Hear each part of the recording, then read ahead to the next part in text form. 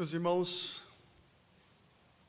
é muito bom cantar ao nosso Deus, cantar louvores e expressar como o nosso coração se alegra pela sua graça tão preciosa em Cristo. Que alegria, meus irmãos, que privilégio é estarmos na presença do Senhor numa noite tão linda como essa. Hoje é o dia do Senhor. É um dia para agradecermos, é um dia para louvarmos ao Senhor. Então nós louvamos e bendizemos ao nosso Deus pelo privilégio de termos sido alcançados pela graça do Senhor e pela oportunidade de podermos cantar com alegria, com exultação no coração. Quero convidar você a abrir a palavra do Senhor na primeira carta de Paulo a Timóteo, no capítulo 1. Leremos do versículo 12 ao versículo 17. Primeira carta de Paulo a Timóteo.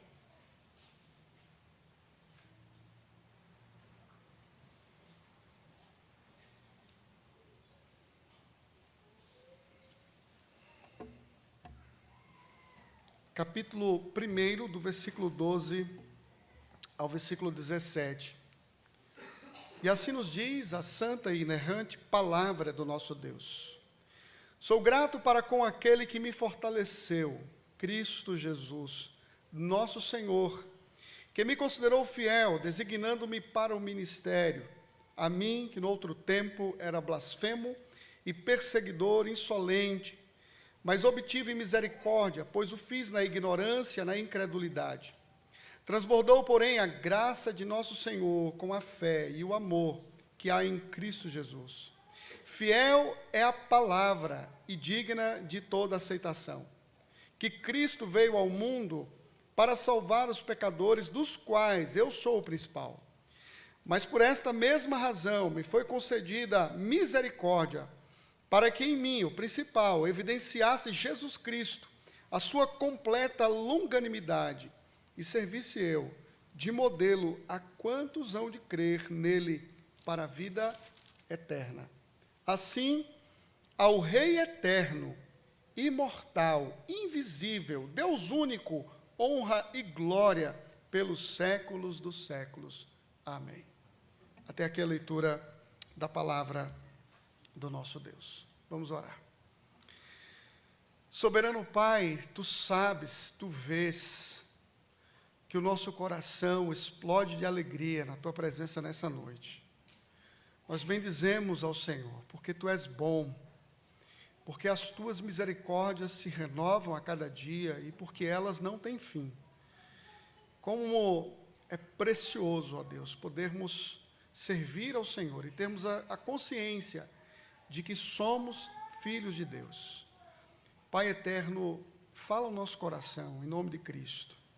Nós carecemos da Tua iluminação e do Teu Espírito operando em nós.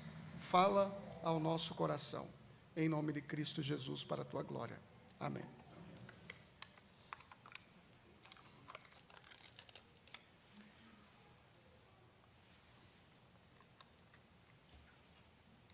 Sua vida, quando foi alcançada por graça e misericórdia de Cristo, ela começou com louvor. Ela continua nessa existência com louvor. E ela passará toda a sua eternidade em louvor e gratidão àquele que é digno de toda a nossa celebração. A passagem que acabamos de ler, ela começa com louvor e ela termina com louvor. Ela começa agradecendo e ela termina adorando ao Deus imortal, ao Deus que é único e Senhor sobre todas as coisas. O apóstolo Paulo faz aqui nesta passagem um momento de agradecimento ao Senhor por aquilo que Deus fez na vida dele, pela obra extraordinária da graça, da superabundante graça, ao alcançá-lo e torná-lo ministro do Evangelho da graça de Deus. Meus irmãos, nós temos muito a agradecer ao nosso Deus, muito. Às vezes, nós não conseguimos enumerar, ficamos com certa dificuldade para dizer o que agradecer. Mas se a gente parasse mesmo para pensar no que Deus fez por nós em Cristo, nós teríamos muito, mas muito para dizer: Deus, muito obrigado.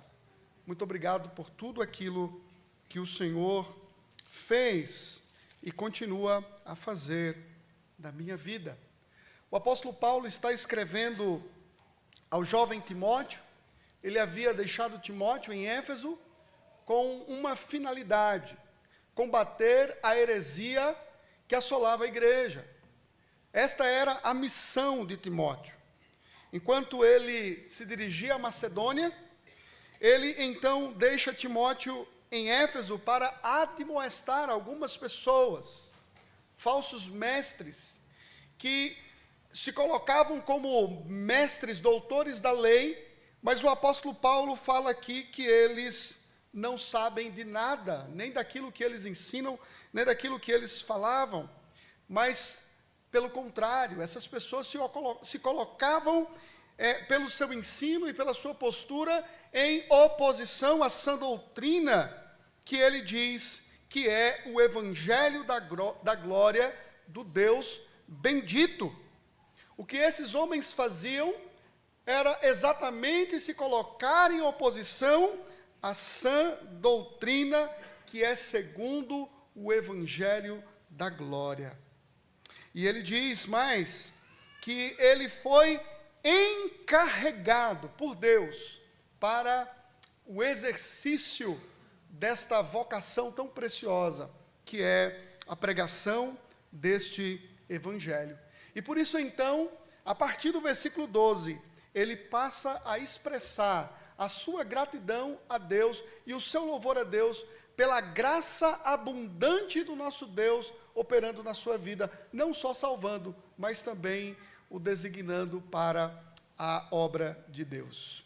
Por isso, nesta noite, eu gostaria de pregar sobre o seguinte tema: agradeça pela graça superabundante de Jesus Cristo. Agradeça pela graça superabundante de Jesus Cristo. Agradeça pelas bênçãos que você tem recebido de Deus, pelas bênçãos graciosas do nosso Senhor em Cristo Jesus. Do versículo 12 ao versículo 14, o que o apóstolo Paulo faz aqui é exatamente dizer por que ele agradece a Cristo, por que ele é grato. Ele é grato por muitas bênçãos. E no versículo 12, você tem pelo menos 3 bênçãos, enumeradas aqui pelo apóstolo Paulo. Ele diz: sou grato para com aquele que me fortaleceu. Sou grato para com aquele que me fortaleceu. Ou seja, o apóstolo Paulo está dizendo que Deus em Cristo Jesus o fortaleceu internamente. E por isso ele tinha muito a agradecer. E é interessante porque ele está dizendo que Deus o fortaleceu antes mesmo de especificar o ministério para o qual ele havia sido designado, né? Ou para o ministério que ele precisava desenvolver. Você se lembra que o apóstolo Paulo estava na estrada de Damasco para perseguir a igreja, para colocar em prisão os discípulos de Cristo. Mas naquele momento o Senhor Jesus Cristo se revelou a ele, e ele então caiu por terra diante da glória majestosa de Cristo. Se viu cego naquele momento, perturbado diante da glória de Cristo Jesus. E Deus o salvou naquele momento, mas Deus o fortaleceu por meio de Cristo. Então, pense na conversão do apóstolo Paulo como um ato de fortalecimento de Deus. Veja que Deus não só salvou o seu servo, Deus não só o alcançou nas trevas, mas Deus fez mais do que isso, Deus o designou para o ministério. Veja que ele fala isso aí, né? Sou grato para com aquele que me fortaleceu, Cristo Jesus, nosso Senhor, e nós poderíamos dizer, sou grato para com aquele que me considerou fiel. Ele segue agradecendo a Deus. Deus não só o salvou, mas Deus o considerou fiel. Veja, o apóstolo Paulo não está dizendo que ele é digno, que ele é fiel em si mesmo, que existe inerentemente nele uma certa bondade, uma certa capacidade, de forma que Deus foi coagido pela bondade do apóstolo, pela vida dele, a torná-lo de alguma forma ministro, que é a terceira bênção que ele fala aí, designando-me para o ministério. Por que Deus o considerou fiel? Porque Deus o fortaleceu. A fidelidade do apóstolo Paulo não é um mérito dele, mas é uma expressão da graça do próprio Deus, que o fortaleceu e o tornou fiel, para que ele fosse então designado para o ministério, para o serviço como servo do Senhor, como diáconos de Deus, é a expressão que nós temos aqui para ministro. Vejam que coisa interessante, Deus não só salvou você, Deus não só foi lá nas trevas e arrancou você de lá, e tirou você do lamaçal do pecado. E Deus não só fez isso, Deus foi além da sua salvação. Deus te habilitou para o serviço, para o trabalho, para a obra dele.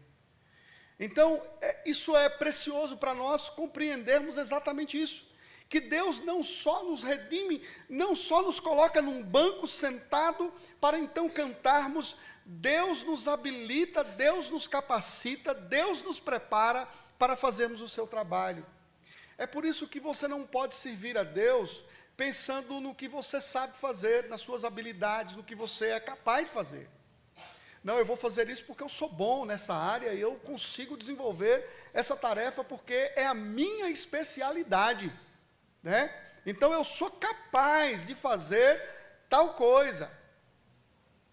Não é porque você é capaz, é porque a graça abundante de Deus invadiu a sua vida, te habilitando não só para a salvação, mas para o trabalho. Como é bom nós olharmos aqui para o nosso conselho, como é bom olharmos para os nossos presbíteros em disponibilidade, como é bom olharmos para todos aqueles que exercem a liderança na igreja e ver que são homens salvos pela graça de Deus. Mas homens capacitados, designados para o serviço, pela graça do Senhor em Cristo Jesus. Homens que servem a igreja com esta consciência de que Deus os alcançou em Cristo, mas Deus os capacitou para tal função. Esses irmãos estão a serviço da igreja, não é porque a igreja simplesmente elegeu, é porque a igreja apenas confirmou aquilo que Deus havia escolhido, aquilo que Deus já havia separado para o seu trabalho e para a sua bendita obra. Que coisa preciosa, meus irmãos. Mas o apóstolo Paulo, ele fala dessas bênçãos extraordinárias de Deus na sua vida. Deus o fortaleceu, Deus em Cristo considerou fiel, e Deus em Cristo o designou para o ministério, Mas ele fala assim, apesar do que eu era, apesar de mim, Deus me designou, Deus me salvou e me designou para o trabalho.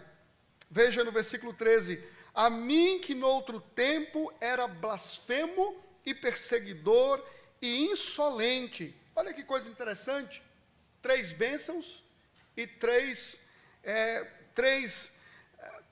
posturas tão vergonhosas e tão hediondas da parte do apóstolo Paulo, quando era ímpio, perseguidor da igreja. Ele diz, no passado eu era blasfemo, falava mal de Cristo, era alguém não só que falava mal da obra de Cristo, do trabalho de Cristo, ele também era um perseguidor implacável, alguém que estava pronto a prender, alguém que estava pronto a forçar as pessoas a blasfemarem contra o Senhor.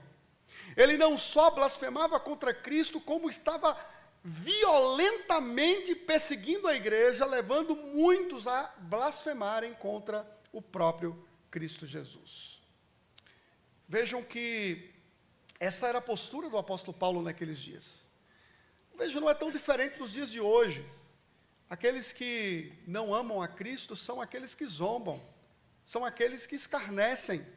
E as Olimpíadas estão aí para provar isso, que aqueles que não amam a Cristo, eles odeiam o Senhor Jesus Cristo, odeiam você também, porque você é um discípulo de Cristo, porque você vive a verdade de Cristo.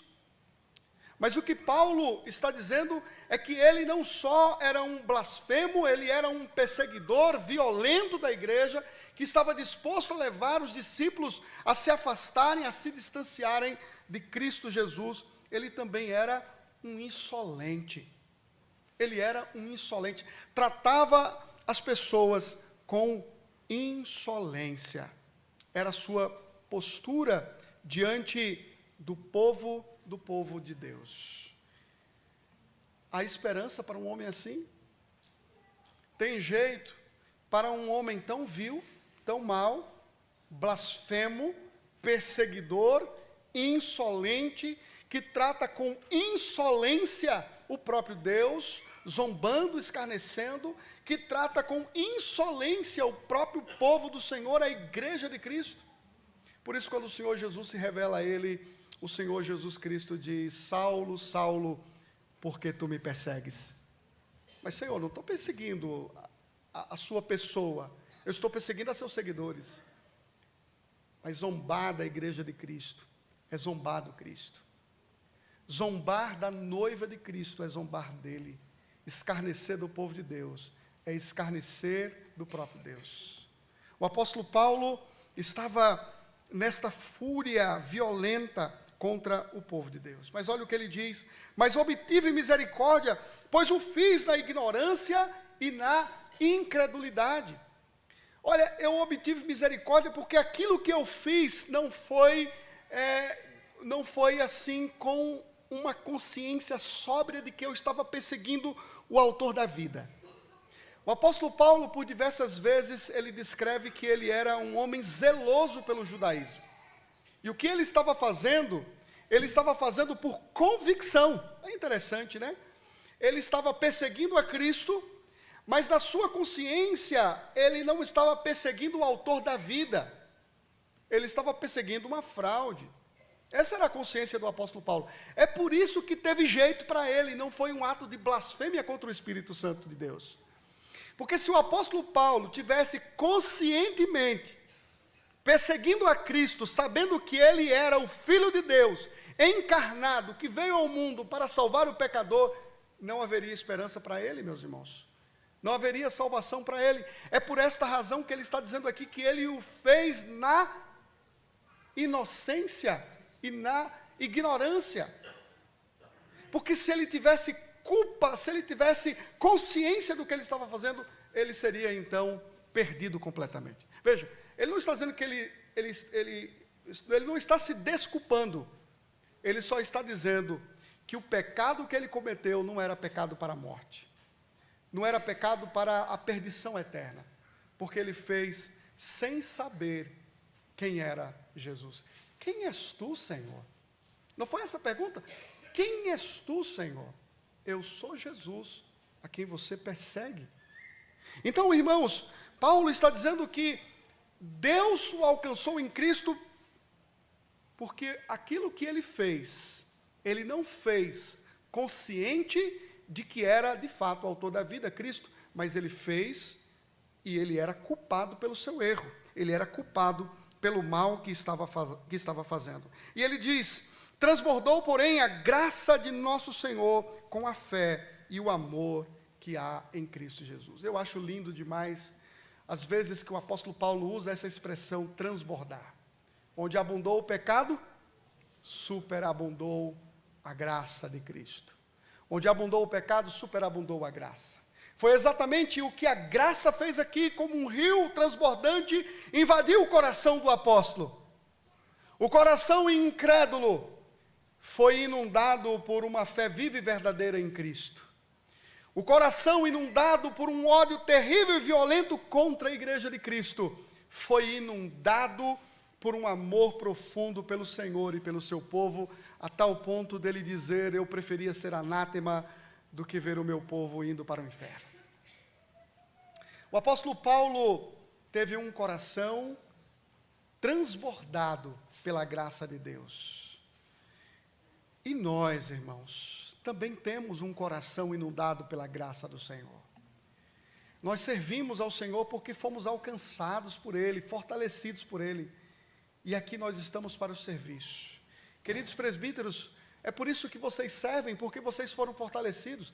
Querido presbítero Leonardo, você serve porque o seu coração foi transbordado pela graça de Deus, que alcançou o irmão, não apenas para salvá-lo, mas também para prepará-lo para o serviço do Senhor. Que coisa gloriosa, que coisa preciosa são as bênçãos de Deus na nossa vida. Você tem muito a agradecer, então agradeça a Deus pelas bênçãos de Deus na sua vida. Ele fortaleceu você, Ele considerou você fiel, e Ele designou você para o trabalho, para o serviço na causa do nosso Deus, porque a graça abundante transbordou o seu coração, expurgando toda a incredulidade, expurgando todo o ódio, expurgando todo o pecado, mas concedendo a você uma vida abundante na presença do nosso Deus. Vejam, em segundo lugar, agradeça pela graça superabundante de Cristo, em primeiro lugar, pelas bênçãos graciosas de Jesus Cristo, em segundo lugar, pelo Evangelho fiel de Cristo, pelo Evangelho fiel de Cristo. Veja no versículo 14 que ele diz, versículo 15, melhor dizendo: fiel é a palavra e digna de toda aceitação. Fiel, ou seja, fiel é isso que eu estou dizendo, confiável é tudo que eu estou falando acerca de Cristo e digno de toda aceitação. O que a palavra de Deus ensina para você é confiável. Talvez a minha palavra como amigo não seja tão confiável assim. Ela não é infalível. Eu cometo falhas, você comete falhas. Você como pai, nem sempre aquilo que você promete você consegue cumprir, não é verdade? Quantas coisas nós prometemos para os nossos filhos que nós não cumprimos. Tantas coisas que nós falamos para eles que não somos capazes de fazer. Não só em relação às disciplinas, mas em relação às coisas boas. Eu me lembro de uma bicicleta que meu pai havia me prometido quando criança. Se você passar de ano, meu filho, eu te dou uma bicicleta, uma BMX. Mas eu passava uma vez, passava de ano, e a bicicleta não chegava. Um dia ela chegou, mas não chegou no tempo que eu esperava e que ele havia prometido. Os pais falham. Aqueles que são chefes, que ocupam uma função de supervisão das suas empresas, eles também falham. Um amigo falha. Um esposo pode falhar, uma esposa pode falhar, um filho pode falhar, mas a palavra de Deus não falha. A palavra de Deus é confiável. O que ela diz, você pode descansar, você pode crer. Você pode descansar o seu coração, se apegar e viver, porque esta palavra é confiável e digna de toda aceitação, meus irmãos. É o que o apóstolo Paulo fala aí. Mas ele diz: fiel é a palavra e digna de toda aceitação. 2 pontos. Ele diz que Cristo Jesus veio ao mundo para salvar os pecadores. Primeiro, Cristo se encarnou. O Filho de Deus assumiu o nosso lugar da cruz do Calvário. Ele se tornou um de nós para pagar aquilo que você não tinha condições de pagar. Para viver aquilo que você não tinha condições de viver. Para sofrer o que você não tinha capacidade de sofrer. Cristo veio ao mundo. Isto é fato, isto é uma verdade. E o Verbo se fez carne e habitou entre nós, cheio de glória e de verdade, de graça e de verdade. E vimos a sua glória, glória como a do unigênito do Pai. O conteúdo do Evangelho está exposto aqui em apenas um versículo. O Evangelho é resumido em apenas um versículo. Deus amou ao mundo de tal maneira que deu o seu Filho unigênito. Ele veio ao mundo. Com que finalidade? Ele veio ao mundo para salvar pecadores. Na nossa versão está para salvar os pecadores. No grego está para salvar pecadores. Cristo não veio para salvar todo mundo indistintamente, mas ele veio para salvar as suas ovelhas perdidas. E a sua salvação, ela é um fato. Ela é eficaz. Ela não falha. Ela não é possibilidade, mas ela é um fato. Ele continua dizendo, o apóstolo Paulo, para salvar pecadores, este evangelho, esta verdade, ela não é uma verdade só para você, tá bom? A verdade aqui não é uma verdade relativa. Não é uma verdade para algumas pessoas que estão aqui, ou verdade só para a Igreja Presbiteriana Aliança, ou só para a Igreja Presbiteriana do Brasil. A verdade aqui exposta é verdade universal. A verdade exposta aqui é verdade universal. O Evangelho, seu conteúdo, ele tem uma mensagem universal. Todo pecador só será salvo por meio do Evangelho de Cristo. Ninguém será salvo a parte do Evangelho de Cristo. A forma como você é salvo é a mesma forma como um japonês é salvo.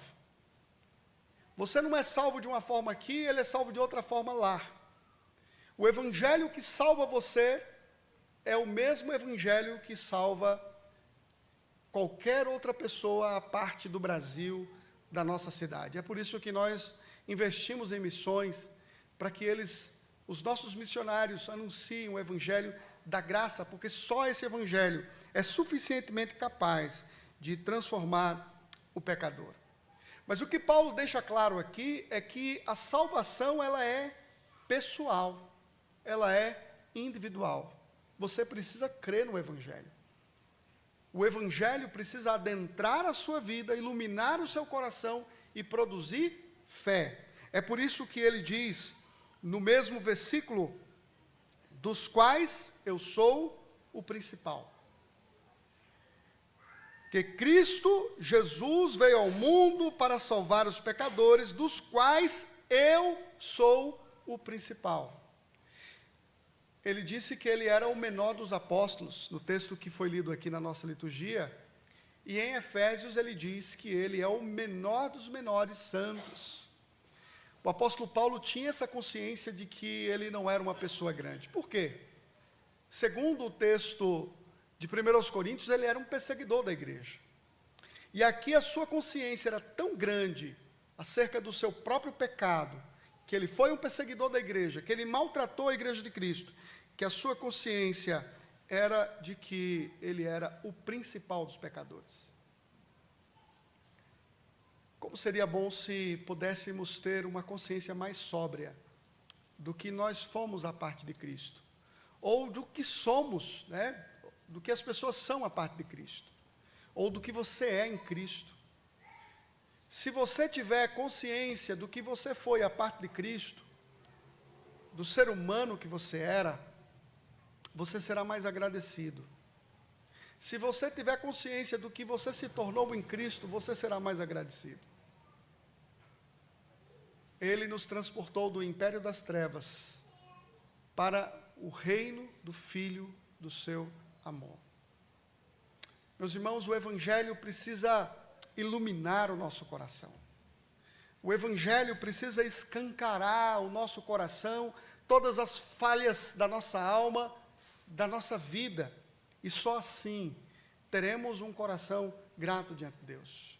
Hoje pela manhã nós falávamos aqui no estudo sobre a vida de Judá, estudamos um pouco sobre a vida de Judá. E Judá foi um homem que se afastou das promessas de Deus, e quando ele se afastou das promessas de Deus para habitar entre os cananeus, ele então teve um coração duro e hipócrita diante do Senhor, a ponto de querer queimar aquela que ele deveria proteger, Tamar. Ele adulterou com ela, escondeu o seu pecado, mas deixou a sua identidade com ela. E quando ela então revela, por meio da sua identidade, do seu sinete, do cordão, do seu cajado, que era exatamente Judá, ele então declara: ela é mais justa do que eu, porque os seus olhos se abriram para a hipocrisia da sua alma, para a vileza do seu coração. Quando o Evangelho escancara ou abre os seus olhos, para que você consiga ver quem de fato você era, você exercerá a gratidão e o louvor a Deus. É o que Paulo faz aqui. Mas ele diz que esse Evangelho, ele tem que ser recebido pessoalmente, como ele recebeu. Você que não tem Cristo, você que ainda não confessa Jesus como seu Senhor, você precisa confessá-lo como seu único e suficiente Salvador, se entregar de corpo e alma para Ele, e viver totalmente dependente desse Cristo, que salva e que sustenta, não só para o ministério, mas nos sustenta para a eternidade. Que nos sustenta para a eternidade. Esse é o Evangelho que deve ser crido por todo aquele que reconhece o senhorio de Cristo e que a parte dele não existe esperança. Mas Paulo, ele diz algo muito interessante aí no versículo 16. Ele diz assim: por esta mesma razão me foi concedida misericórdia. No versículo 13, ele diz que quando ele era perseguidor da igreja, ele obteve misericórdia. E agora o Evangelho o alcançou, sendo ele o principal dos pecadores, e ele diz que esta graça o alcançou para que ele fosse uma espécie de protótipo, para que ele fosse uma espécie de modelo, para dizer o seguinte: olha, calme aí, tem esperança para você. Eu fui alcançado por graça e misericórdia, sendo eu o pior dos pecadores. Se isso aconteceu com a minha vida, então pode acontecer com você também. É por isso que Paulo, ele fala aqui que a longanimidade de Deus, a paciência de Deus na vida dele, é o exemplo de que outros pecadores também podem ser alcançados e transformados e usados por Deus na sua obra bendita. Deixa eu falar algo para você. Não existe pecado tão grande que Deus não possa perdoar, meu irmão. Às vezes, nós pensamos o seguinte: meu Deus, não tem jeito para a minha vida, não tem solução, não tem esperança para mim, porque o que eu fiz é muito feio. O que eu fiz é muito nojento, é muito hediondo. De fato, o pecado é feio. E você não pode mascará-lo. O pecado é feio e você não pode ignorá-lo. Mas há esperança para você. E há perdão para você. Tem gente que fala assim: ah, eu preciso me perdoar. Você não precisa se perdoar. Você precisa confiar no perdão de Deus. Quem tem que perdoar é Deus. É Deus quem perdoa os nossos pecados. É Deus quem nos limpa e nos torna em Cristo novas criaturas. O apóstolo Paulo está deixando claro: houve esperança para ele, sendo ele o principal dos pecadores. É claro que ele não havia feito uma pesquisa para saber se o pecado das pessoas, mas o que ele queria dizer é que o que ele havia cometido contra Deus era tão grave, mas tão grave, tão sério, que se Deus foi paciente com ele, Deus será paciente com outras pessoas também. Ele é um protótipo, é um modelo da graça e da eficiência do Evangelho ao resgatar pecadores.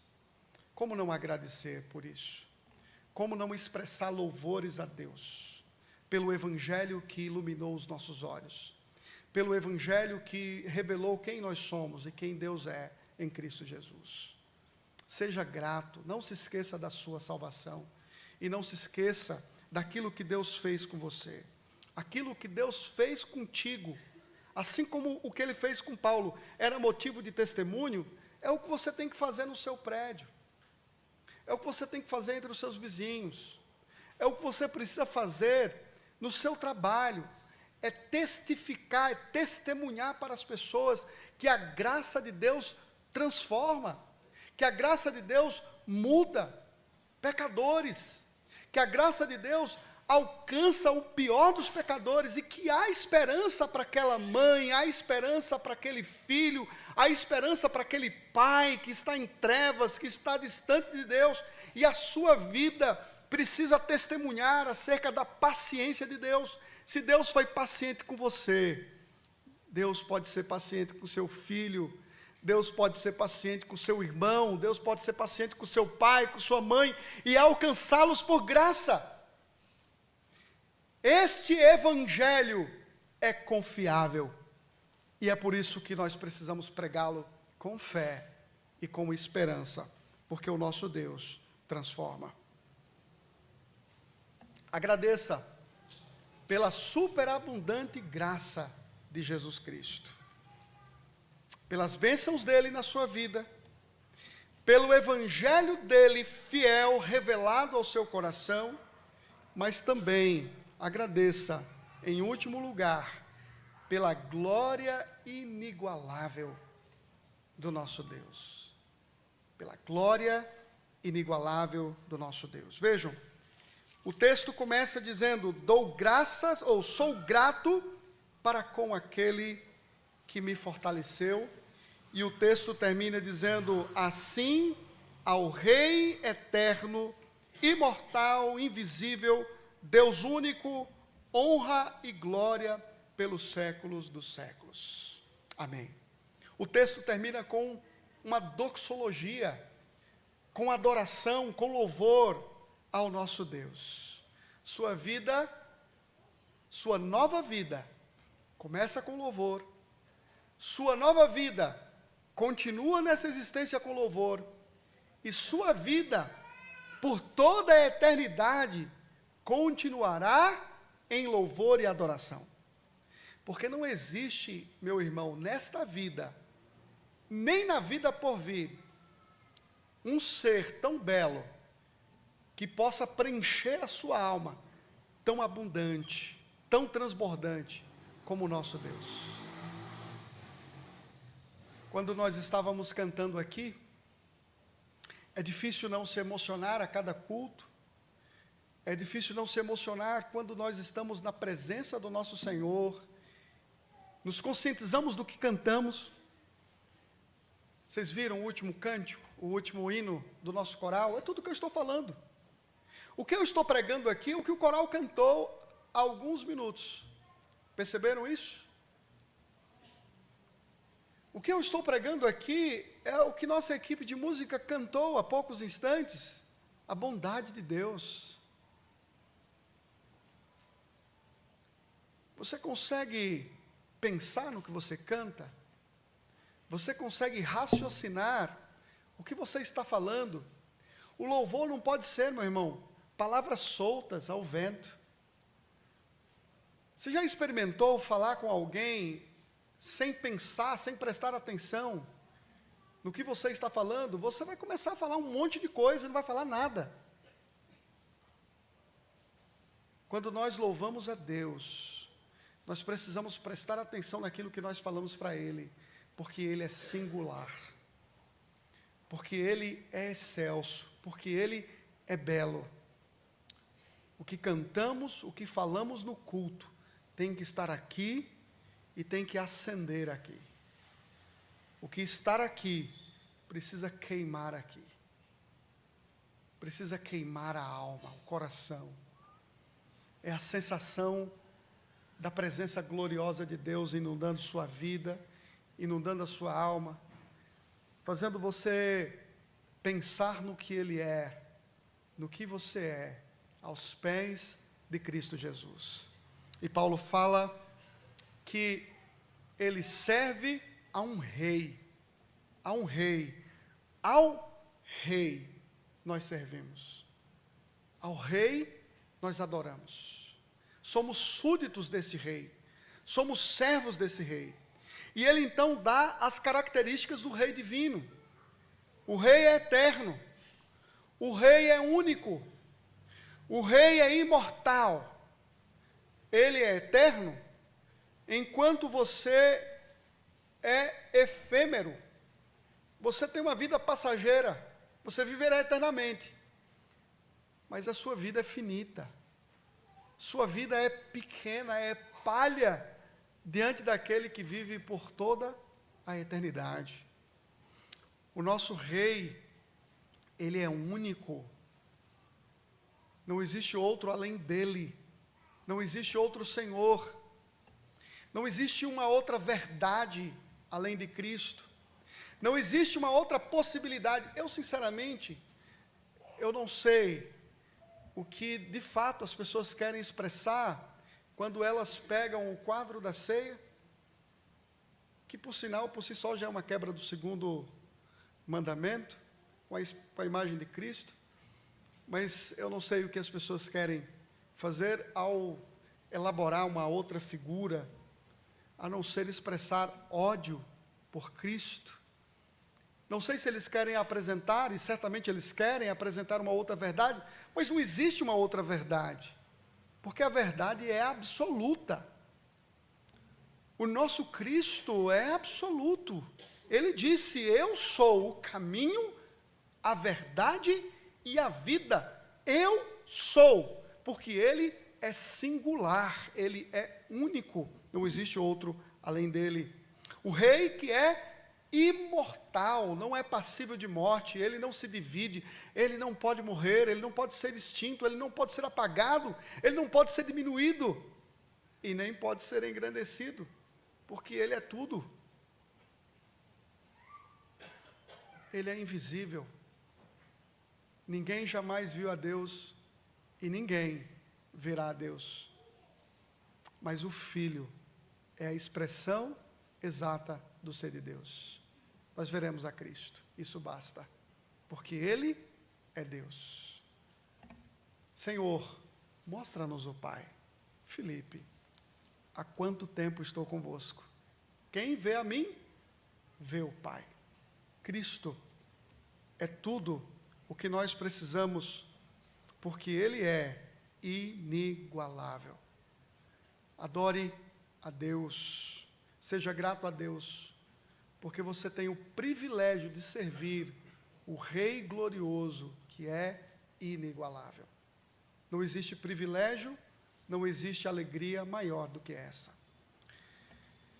Nós louvamos a Deus pela vida do presbítero Leonardo, porque as bênçãos de Deus o alcançou como pecador, porque a bênção de Deus o preparou para o ministério, porque o Evangelho o escancarou diante de Cristo, e Cristo o perdoou, e a sua vida é um testemunho de que a graça transforma pecadores, assim como a nossa também.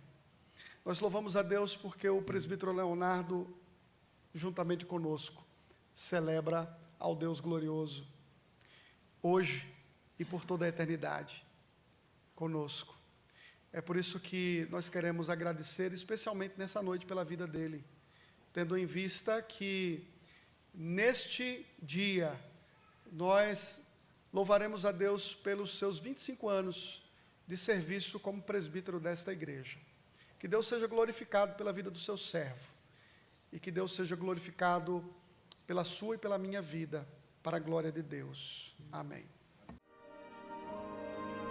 In Christ alone, who took on flesh, fullness of God in endless babe, this gift of love and righteousness, scorned by the ones He came to save, till on that cross that Jesus